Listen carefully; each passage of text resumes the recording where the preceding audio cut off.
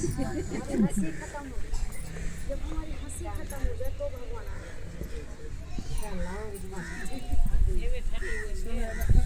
तेज बोलूं।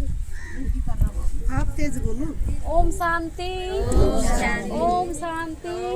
आई आवाज? आवाज तो अपने धोरे है।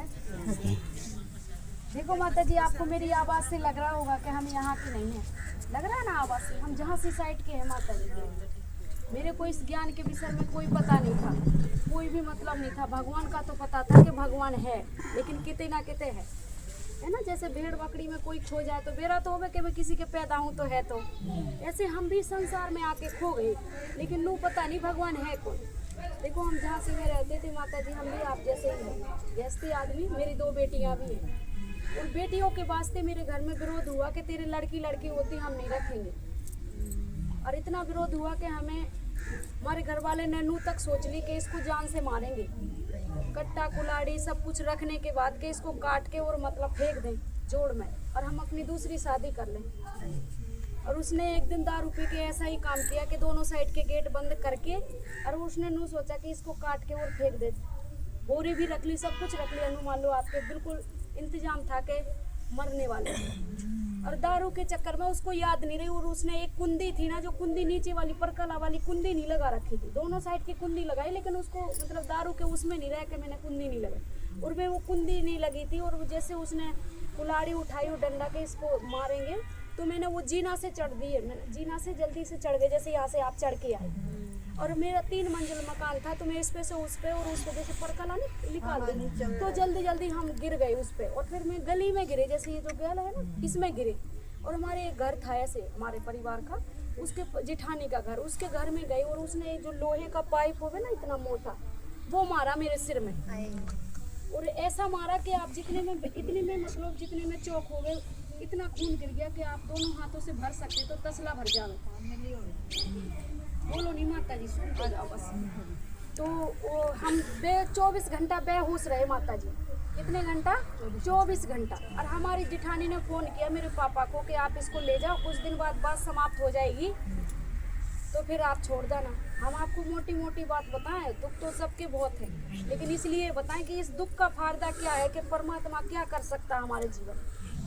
माता जी, तो हमारे पापा ने फ़ोन किया उधर से मेरी जिठानी ने कि आप इसको ले जाओ, कि इसके ऊपर 5 लीटर तेल डाल दो और इसको जला दो, और बट्टे उसे कह दो कि अपनी शादी कर लो। सोचो अब ऐसी हालत में भगवान है भी, और हम भगवान को मानते भी हैं, भगवान को याद भी किया मैंने, भगवान मेरे को बचाइए, लेकिन नहीं आया। क्यों? हम सही पता नहीं हो, बताई बहन ने, सही पता नहीं हो, सही परिचय ना हो, तो वो भगवान हमारी चिट्ठी तो हम भेजे ना, लेकिन पहुँचा ही ना, है ना। पहले भी मानते थे। माता जी, हमारे पापा ने ऐसी चीज़ बोली, और उसने बोला कि मेरी, अब उसके तो भाव बड़े हो गए कि वही इसके बाप ने बोल दिया। और उसने नू सोचा हमारे बाप ने कि ये मर जाएगी तो 2-4 लाख रुपया केस कास करके और पीने के उसके भी हो जाएंगे, इसका तो मतलब दूसरा घर बसा लेगी। हमारे लड़की होती थी, हमारी 3 लड़की थी, एक लड़की खत्म हो गई थी, एक 1.5 साल की मेरी लड़की थी, और एक मेरी 9 महीना पेट में थी। ऐसी हालत में, और वो 12 बजे रात के हमारे घर पे छोड़ आया रात में। और रात में सारे सोए थे गर्मियों में, और मैं जाके आराम से खाट के नीचे लौट गई। मैंने सोचा किसी को पता ना चले, नहीं तो इसकी खाल तार देंगे सारे। मैंने सोचा चल कोई बात ना, कुछ दिन में बात समाप्त हो जाएगी, घर तो बसाना ही है। यूँ तो है कि घर नहीं बसाने भाई, उसने बोल दी, लेकिन मैंने तो नहीं सोची ना ये चीज़। माता जी वहाँ गए, सुबह हुआ तो हमारे पापा सरपंच है 5 गांव का, जो बोलते हैं ना सरपंच, चौधरी बोलते हैं, जो भी बोलते हैं आपकी भाषा में, उस सारे गांव के आदमी इकट्ठे कर लिए। नु बोले बसंती हमारे घर में रहेगी तो हमारे 3 भाई हैं, 3 भाइयों की कसम खा के कह रहे हैं हम फांसी डाल के मर जाएंगे। अब सोचो क्या करें। तो बोला ये ससुराल का घर उजाड़गी, अब मायके का उजाड़े आई। माता जी 3 दिन रही, और वो उसने तो गेट बंद करके और माँ को लेके और मामा के घर पे चला गया, गेट बंद करके, ताला वाला बंद करके, और ये चीज़ बोल गया कि तू यहाँ से चली जाइए। और सारे गांव में जैसे भी आप सोच नहीं सकते, जब वो इतनी बोल सकता है कि अपनी लड़की को मार दो, तो उसने क्या भरा नहीं बोला हुआ। आपको बताने की बात नहीं कि जब आदमी लड़ता है तो उसको ये पता नहीं चलता है हम क्या बोल रहे हैं, बाद में पछताता है। तो माता जी हम वहाँ रहे, हमारी दादी थी, वो बोला दादी से कि तेरे ऊपर भी 5 लीटर तेल डाल देंगे अगर तूने इसको रखा तो। हमारे बड़े वाले चाचा थे, उसने मुझे 3 दिन अपने घर के अंदर रखा, बाहर नहीं निकल दिया। और वो आया 1-2 बार तो ये बोल दिया कि वो तो चली गई।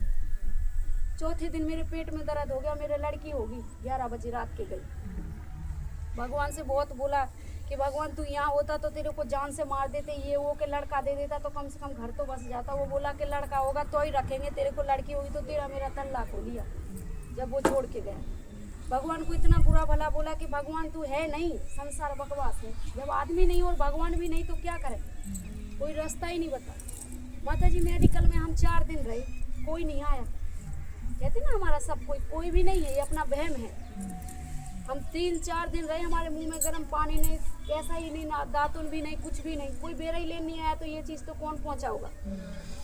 माता जी वहाँ रहे तो ये चीज़ सोची कि संसार सब बकवास है। हम सोचते थे कि माँ बाप है तो जीवन है, माँ बाप नहीं तो कुछ नहीं। जब माँ बाप ये चीज़ करें तो क्या करने जाए। माता जी हमने अपनी दोनों लड़कियों को उठाया और हमने ये चीज़ सोच ली कि मैंने संसार में जीना नहीं, कहीं जाकर मर जाएं, ये चीज़ सोच के निकले वहाँ से। और हमने अपनी दादी से कह दी तू जा, और मैं तो जितनी मैंने उड़े जाना है, मतलब ऐसी बात बता दी कि मैं अपने ससुराल जाऊँगी, तू अपने घर जा।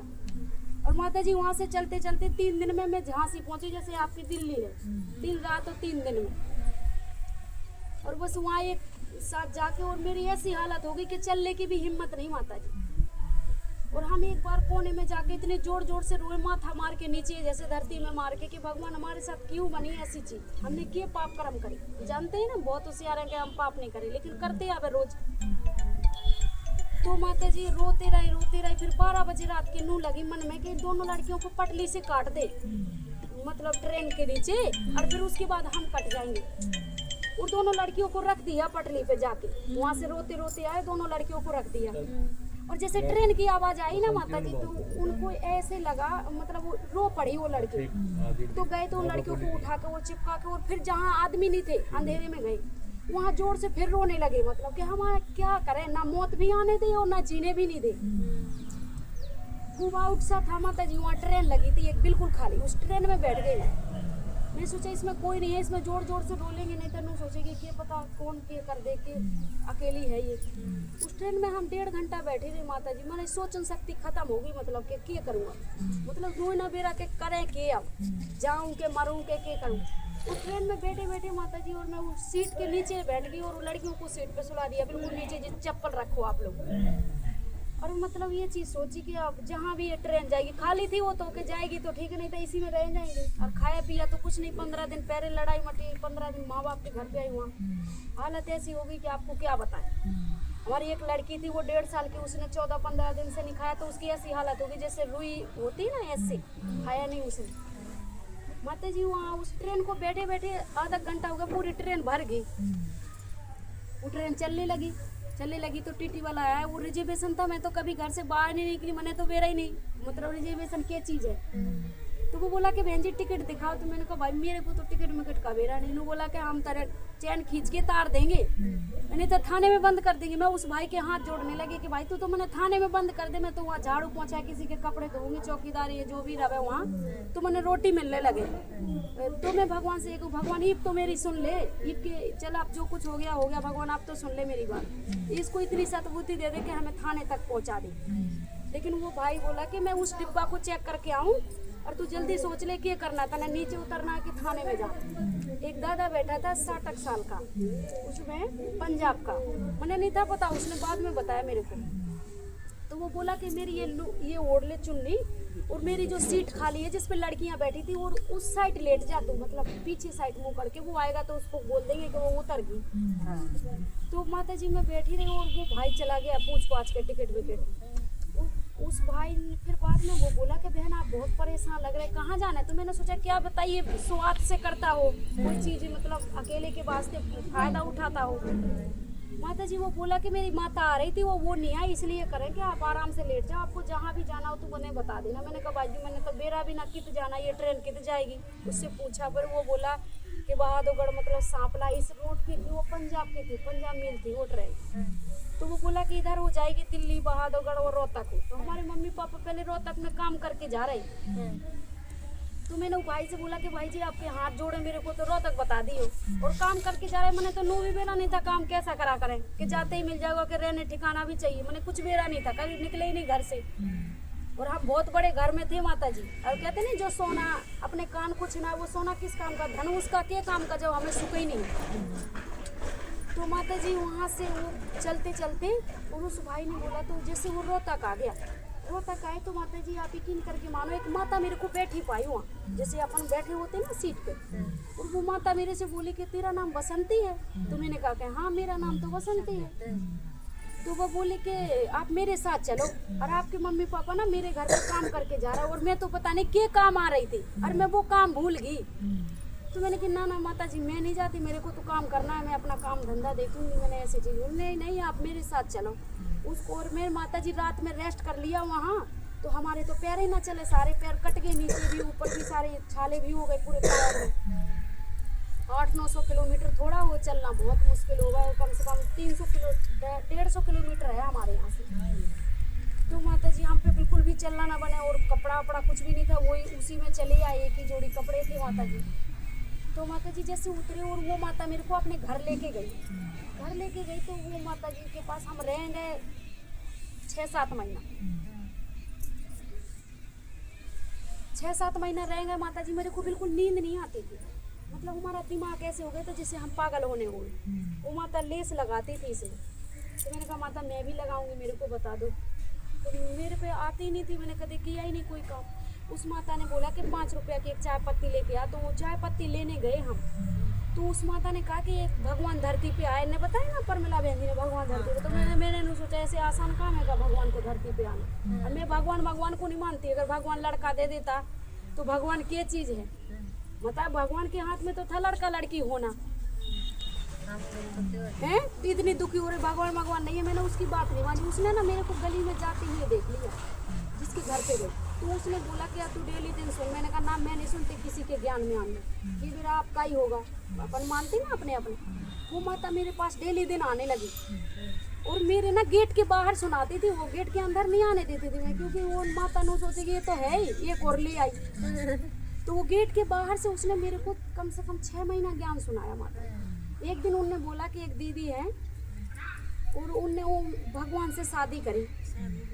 तो मैंने कहा कि ठीक है, और आप मेरे साथ संडे को चलो, अभी दीदी सुनाएंगी ना। इनने भगवान के साथ शादी करी, और ये बहुत बड़ी हैं जो हमारे काम में लगे, नहीं तो हम अपने के पड़ोसियन के भी काम ना लगे, ये संसार को नई दुनिया बनाने के काम लगे। तो उन्होंने बताया, तो हम गए उनके पास, तो दीदी से मिले। तो दीदी ने मेरे को एक चीज़ बोली, और मुझे ऐसा अनुभव हुआ जैसे मैं कई साल बाद, मैंने माँ बाप मेरे यही हैं। तो मैं उनसे दीदी से मिली, आज तक भी मुझे 10 साल हो गया यहाँ ज्ञान में, 10-11 साल। और आप जितनी नहीं होगे सुखी, उससे भी ज़्यादा मैं सुखी हूँ, आपसे भी ज़्यादा। और मैं 35,000 रुपया कमाती हूँ, और आज भी माँ बाप सब मेरे पास आए माफ़ी मांगने। और आज मैं 10 आदमी नहीं 20 आदमी मेरे नीचे काम करे। मैं ठेकेदार हूँ, रोहतक से घुमाना है, जुलाना है सारे की, और मैं बिल्कुल अनपढ़ हूँ। 35,000 रुपया कमाऊँ, और अपनी जो दीदी हैं इनने मकान लेके दे रखा रोहतक में मेरे को, मेरे से कोई पैसा नहीं लिया। इनके ही वजह से आज मेरा जीवन, और क्या उसका। सबसे पहले इनका शुक्रिया करो दीदी का, जिनने अपन के लिए जीवन दिया।